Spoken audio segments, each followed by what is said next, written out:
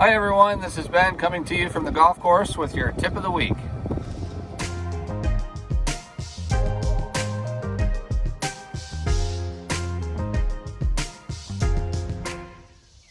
So today we're going to cover a common topic we get here at Worthington Hills, and that is divot repair.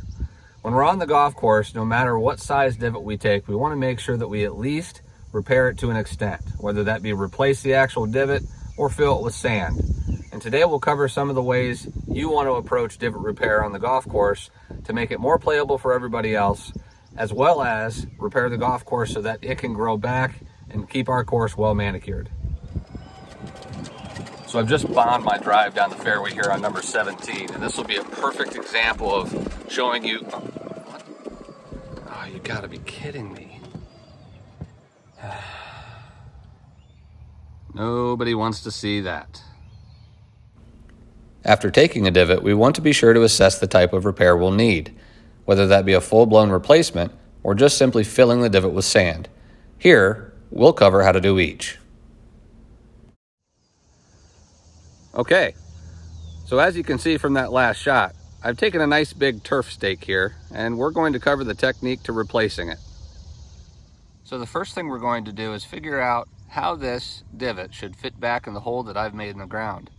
So the first thing we're going to do is find out where the start of the divot was. And as you can see on the portion over here, I have a rolled up portion on that divot. That essentially means that is where I entered the ground with the golf club. So we're going to lay that portion towards the back end of the divot, with the other portion on the front end of the divot, just like that. Once I have that divot replaced, I'm going to go ahead and tap that down with my foot so it's nice and smooth. Make sure it's nice and level to the ground and the grain of the grass is all going in the same direction. The final step, once I've tapped that down with my foot, is to fill in the perimeter with a little bit of sand and smooth it out even more. So we're going to add a little bit of sand right around the perimeter of the divot. And once we smooth that out, it'll be good as new. There it is. Once we've added the sand, this is the final product, and it's playable for the next group behind you. In some cases, we don't actually take a divot big enough for us to be able to replace it, as you can see here. Sometimes this happens on shots that are thin, or on shots with longer irons or fairway woods, and in this case, we're just going to fill the divot with sand. And there you go. Once we fill it with sand, the sand is nice and level to the ground, and we have a smooth playing surface for that grass to grow back and for our playing partners behind us. Divots are a normal part of the game of golf, but as you can see here in the chipping green, if we're taking divots on short shots, I recommend seeing a member of your professional staff because you need a lesson.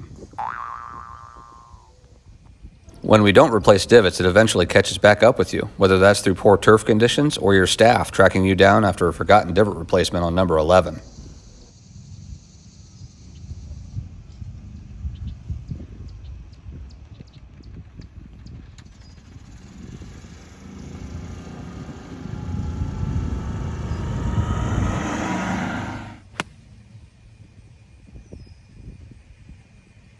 So just remember these tips and tricks on replacing divots and you'll have oh boy.